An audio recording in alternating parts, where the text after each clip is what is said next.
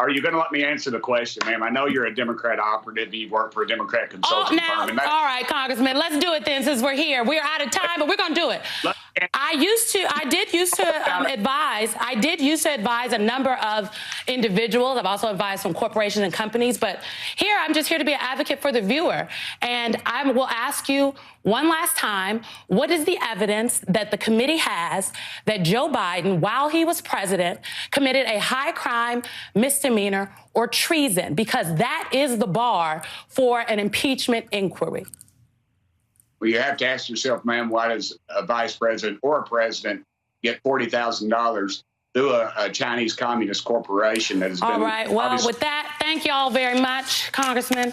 It's always a pleasure, but you just can't come on here and lie. What's up, everybody? Major Retired Richard Ojeda here. And all right, with that, thank you all very much, Congressman. It's always a pleasure, but you just can't come on here and lie. And just like that, MSNBC's Symone Sanders left Tennessee Republican Tim Burchett's mouth wide open in disbelief. And there is, I think, some pretty incriminating evidence. You have Hunter Biden, who's run over $30 million through his family. He's been paid. There's over 22 bank accounts, 20 shell corporations. This latest one was a $5 million. I understand questions about Hunter Biden, and Hunter Biden is currently, literally, he is facing consequences for what he has done on his taxes. But I'm asking about President Biden. The GOP jackaloon had come on the show to talk about the Republican impeachment inquiry into Joe Biden, but wound up getting cut off by Symone Sanders. Republicans cannot answer the simple question as to what high crime or misdemeanor has been committed by the president.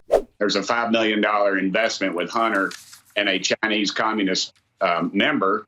And then Hunter, if you follow the money, he takes it, puts it in one of his 20 shell corporations. He, in fact, pays James Biden, the president's brother.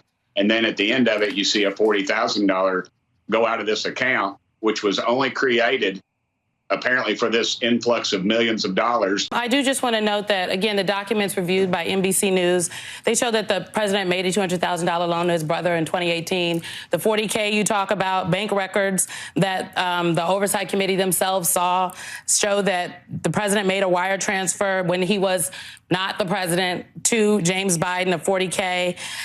Payments were to Hunter Biden were for a 2018 Ford Raptor truck that Joe Biden purchased that Hunter Biden was using. I don't know. I haven't heard a high crime or misdemeanor yet.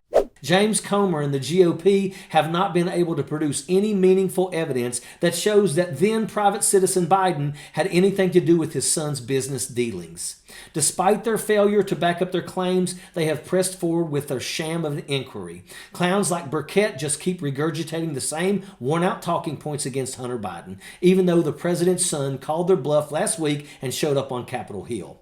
Burchett also took offense to Ms. Sanders when she correctly pointed out that bringing up evidence against Hunter Biden is not the same as bringing up evidence against the president. This is the same question that Colorado Congressman Joe Neguse grilled a Pennsylvania Republican over just last week.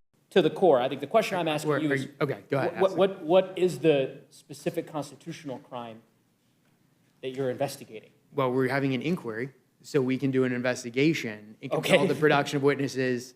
And what is the crime you're investigating? And documents. High crimes, misdemeanors, and bribery. What high crime and misdemeanor are you investigating? Look, I will, once I get time, I will explain what we're looking at, and I will make the equivalency. No, I'm just asking you for the last impeachment.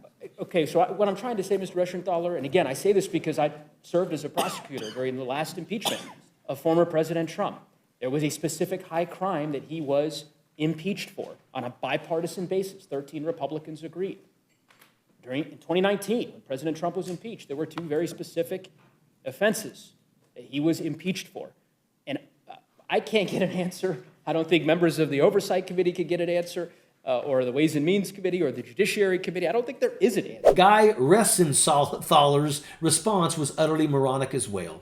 He could not answer the direct question and instead just made up whatever nonsense was spinning around in his empty skull at the time. This entire inquiry into President Biden is a complete sham. The Republicans know that they don't have anything to back up their ignorant allegations, yet they choose to push forward with disinformation and outright lies. Symone Sanders brilliantly deflected Burchett's pathetic character attack attack, calling her a Democratic operative. She outclassed and upstaged Burchett, and it was epic. Tim Burchett is a spineless worm. He was reading off of a script as well. The reflection of his computer screen showed in his glasses. Tim Burchett is a sellout and a mouthpiece for Donald Trump. What an absolute meathead. And that is an absolute fact. Sappers clear the way, airborne all the way.